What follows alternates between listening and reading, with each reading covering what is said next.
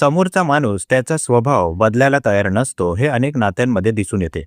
प्रत्येकाचा स्वभाव हा त्याच्या अनुभवांमुळे, संस्कारांमुळे आणि सवयींमुळे तयार होतो. त्यामुळे तो लगेच बदलत नाही.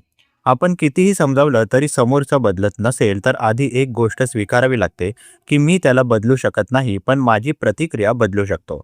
उदाहरणार्थ, घरात एखादी व्यक्ती पटकन रागावते. आपण वारंवार त्याला राग करू नको म्हणालो तरी उपयोग होत नाही. अशा वेळी शांत राहून योग्य वेळ पाहून बोलणे अधिक प्रभावी ठरते. संशोधनानुसार जबरदस्तीने बदल घडवण्याचा प्रयत्न केल्यास समोरचा अधिक हट्टी होतो. आपल्या मर्यादा ठरवणेही महत्त्वाचे आहे. काय स्वीकारायचे आणि काय नाही हे स्पष्टपणे सांगणे गरजेचे आहे. समोरच्याचा स्वभाव पूर्णपणे बदलण्याची अपेक्षा न ठेवता नातं टिकवायचं की अंतर ठेवायचं हा निर्णय शांतपणे घ्यावा. आपल्या मानसिक आरोग्याला प्राधान्य देणे हेच शहाणपणाचे पाऊल आहे. धन्यवाद.